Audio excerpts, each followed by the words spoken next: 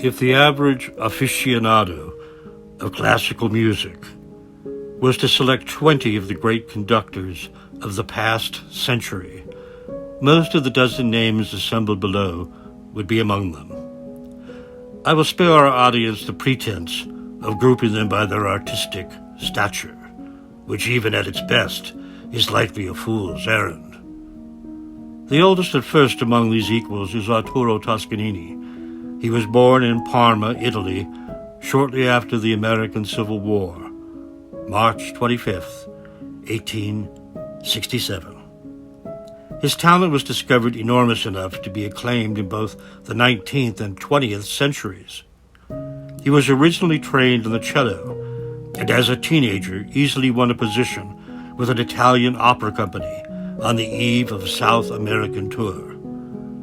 Their conductor was hired shortly after the troupe arrived in the Southern Hemisphere, but was found inadequate to the task. Replacing him, however, proved a problem until the concertmaster remembered his young cellist. He had noted that Arturo often played his part without the assistance of a score. On the next evening, though he had never previously conducted an orchestra, he was persuaded to pick up the formerly relinquished baton. He performed the whole of Verdi's Aida from memory. Arturo Toscanini thus began his celebrated conducting career at the age of 19, the youngest of the masters we have assembled hereafter. Toscanini noted with concern the rise of Mussolini in the early 1920s and refused to perform at any of Il Duce's fascist functions. Benito was easily offended. He confiscated the conductor's passport and had him placed under continuous surveillance. Thereafter, he was prey to threats and physical attacks by the dictator's thugs and informants.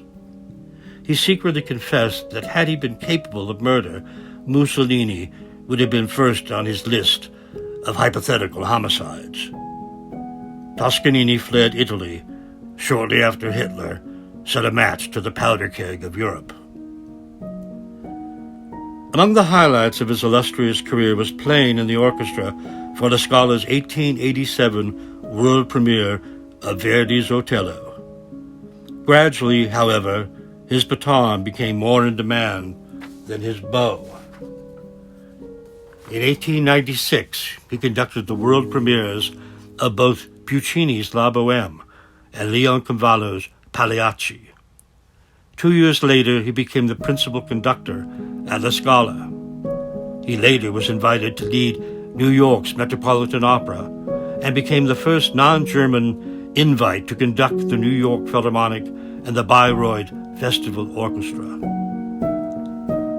In 1937, his fame grew exponentially when he was invited to create and conduct the NBC Sympathy Orchestra for a weekly national broadcast. Toscanini became its resident conductor, a position he held for nearly 2 decades.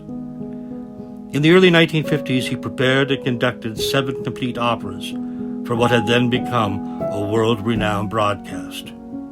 These included La Bohème, Fidelio, and 5 operas by his beloved Verdi. Many of his great NBC recordings were later transferred to vinyl by RCA Victor.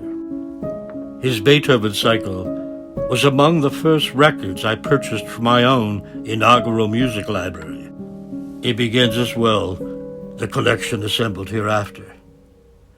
His recordings of Verdi's Otello and Falstaff have lost none of their remarkable vigor and remain the standard for many lovers of Verdi's last 2 masterpieces. He conducted the premiere of Puccini's unfinished Turandot shortly after the death of the composer.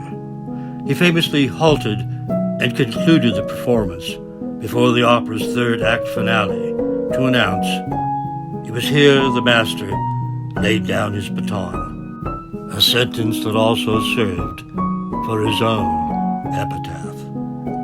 Arturo Toscanini died January 16th, 1957. He was 89 years old.